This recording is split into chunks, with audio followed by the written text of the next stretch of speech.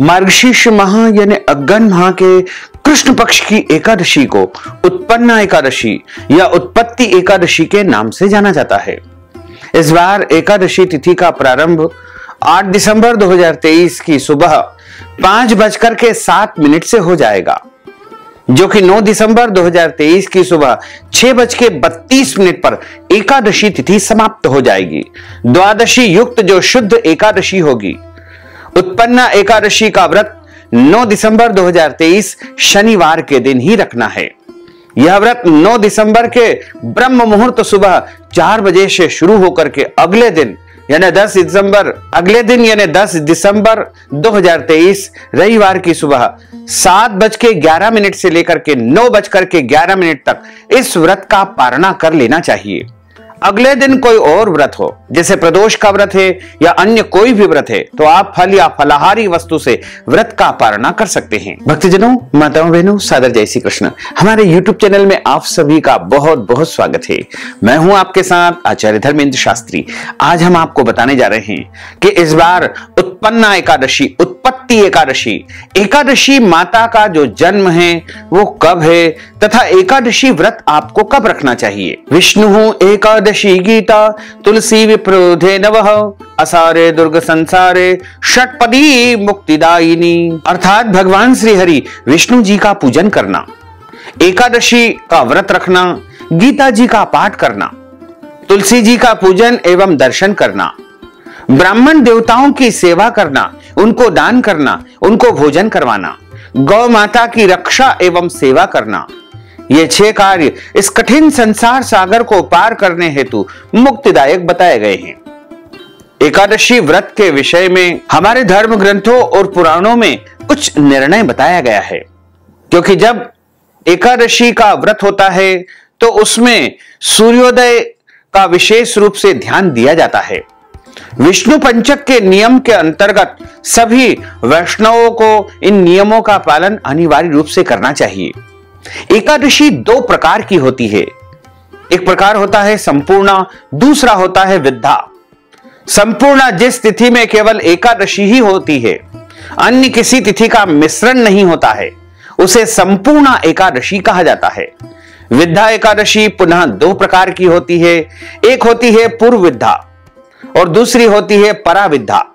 पूर्व विद्धा का अर्थ होता है दशमी मिश्रित एकादशी को पूर्व विद्धा एकादशी कहते हैं।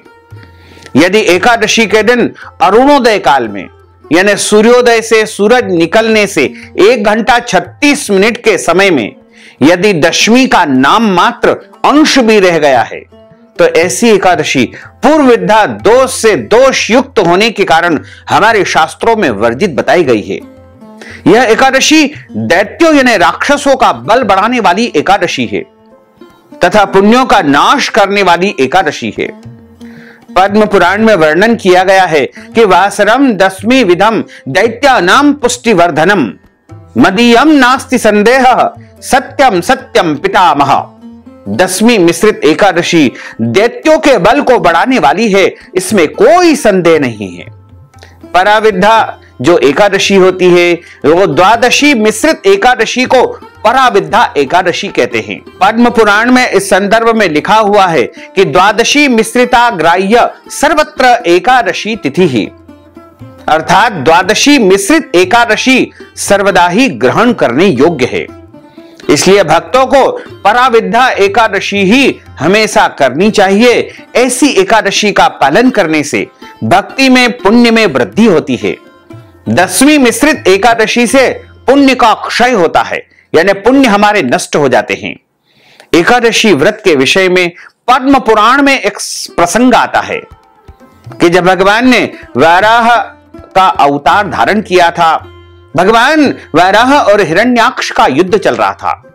तब भगवान नारायण के बार बार प्रयास करने पर भी हिरण्याक्ष का वध नहीं हो पा रहा था।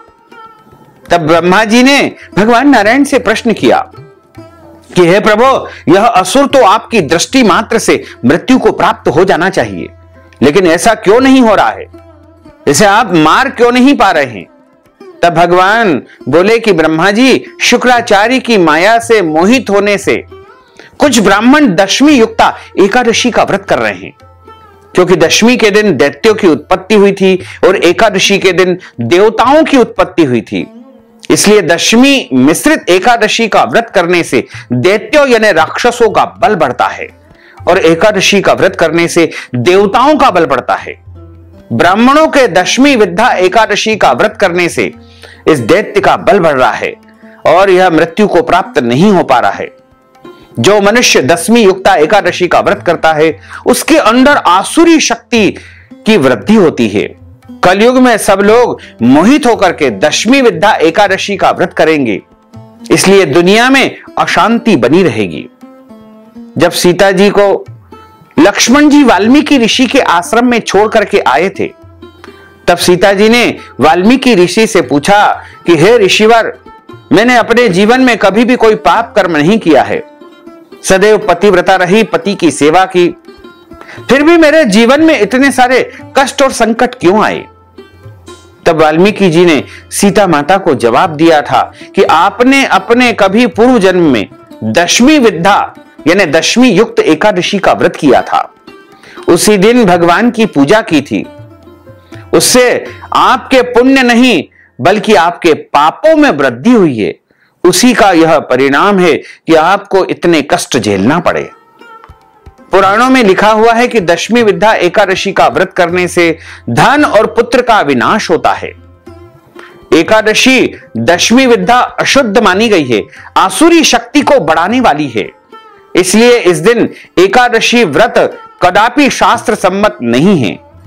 पुराणों में स्पष्ट मत मिलता है कि अगर दशमी विद्या एकादशी हो, दूसरे दिन सूर्योदय से पहले एकादशी तिथि समाप्त हो रही है, तो द्वादशी के दिन एकादशी का व्रत करके त्रयोदशी के दिन ही एकादशी व्रत का पारणा करना चाहिए। इसलिए इस बार एकादशी का व्रत सभी भक्तजनों और माताओं बहनों को 9 दिसंबर 2023 के दिन ही रखना चाहिए। पूरे एक वर्ष में 24 एकादशी आती है, लेकिन जिस साल अधिक मास या पुरुषोत्तम मास आता है उस साल 2 अधिक एकादशी यानी कुल मिलाकर के 26 एकादशी आती है।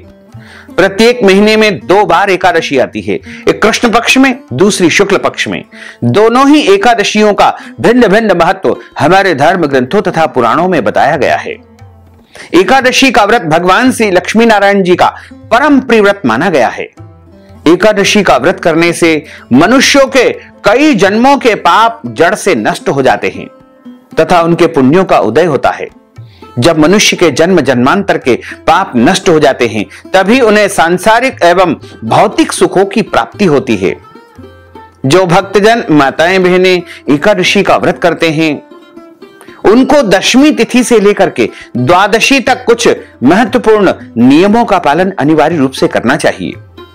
दशमी के दिन एक समय शुद्ध एवं सात्विक भोजन करें।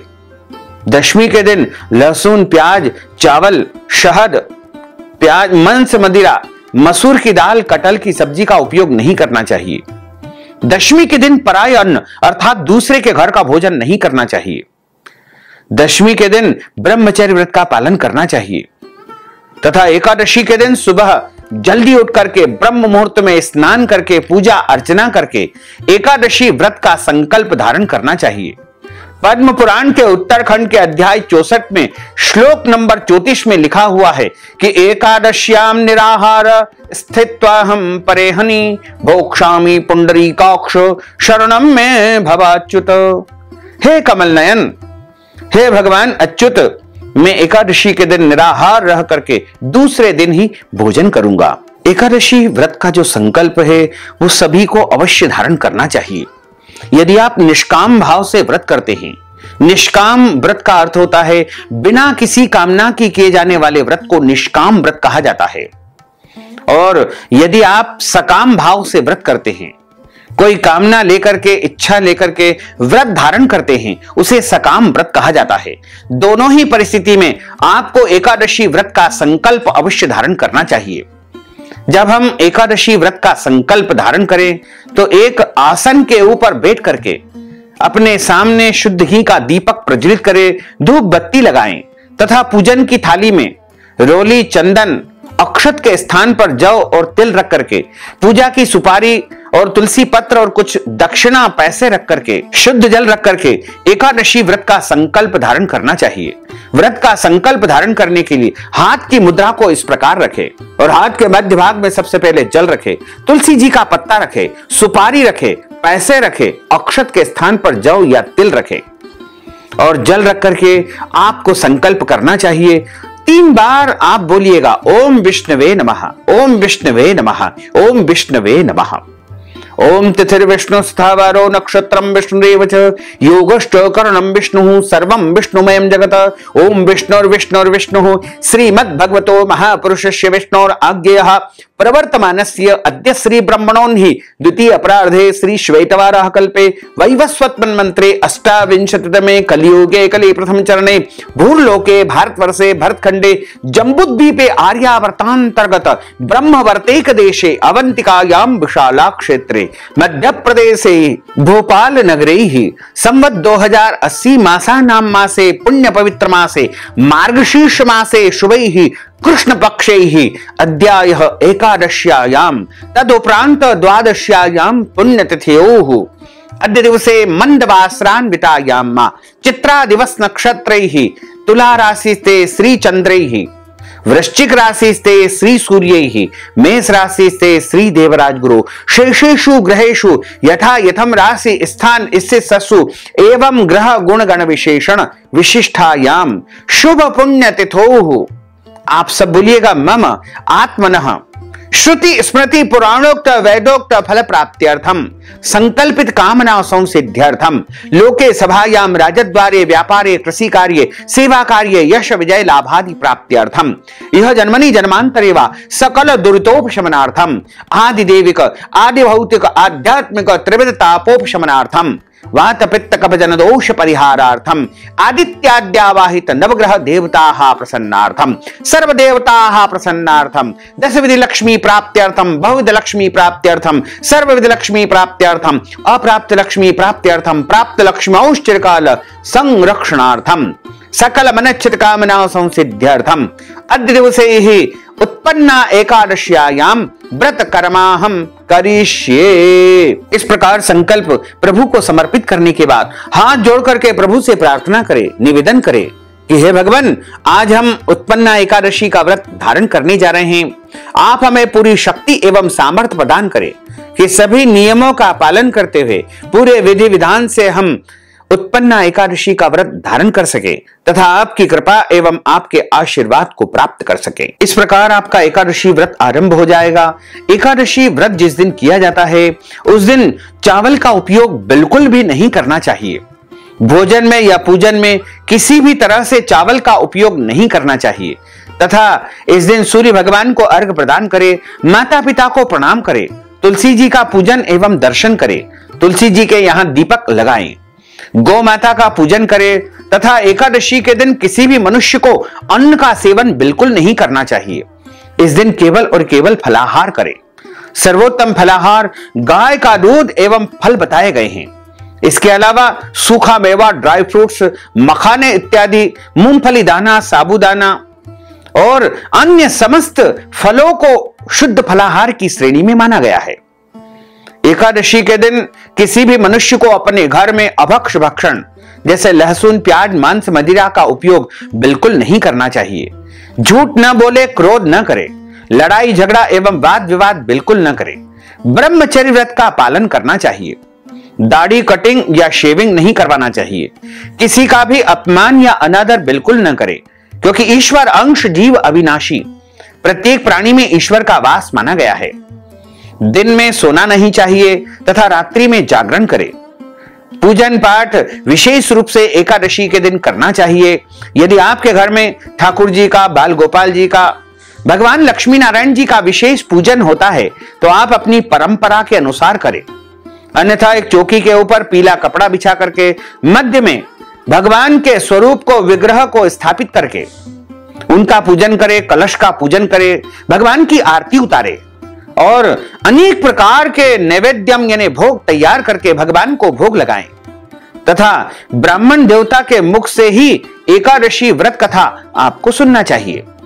कथा सुनने के बाद ब्राह्मण देवता को यथाशक्ति दक्षिणा अवश्य प्रदान करना चाहिए। अगले दिन जब हम व्रत का पारणा करते हैं उस समय ब्राह्मण भोजन करवाने का भी विधान बताया गया है। यदि आप ब्राह्मण भोजन नहीं करवा पाते हैं तो ऐसी परिस्थिति में आप ब्राह्मण देवता को आटा, दाल, चावल, सीधा सामग्री प्रदान करके एकादशी व्रत का पूरा पुण्य प्राप्त कर सकते हैं।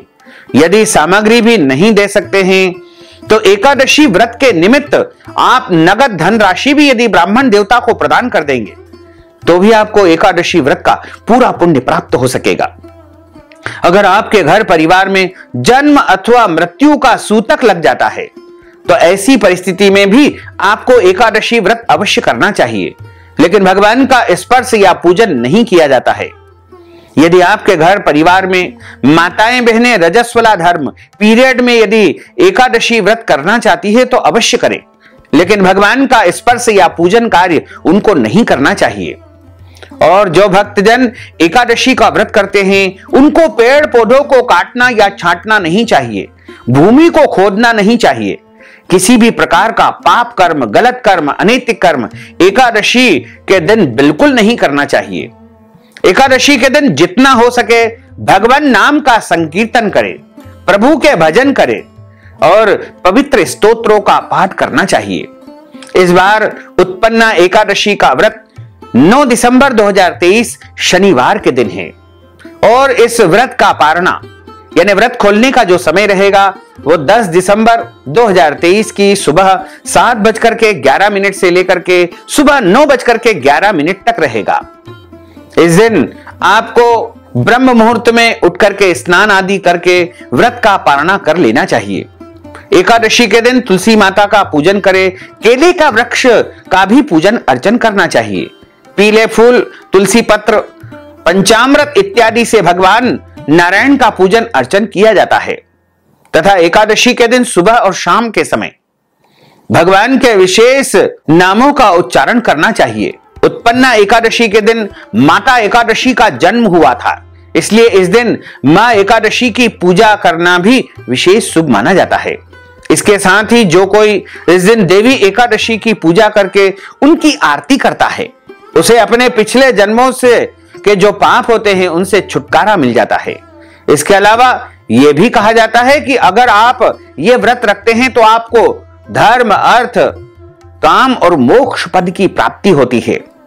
एकादशी के दिन दान करने पर 1000 गायों के दान से भी अधिक पुण्य फल प्राप्त होता है, इसलिए एकादशी के दिन दान पुण्य अवश्य करना चाहिए। एकादशी के दिन जितना हो सके सत् कार्य करे, पुण्य कार्य करे, अधिक से अधिक भगवान का नाम संकीर्तन आपको करना चाहिए।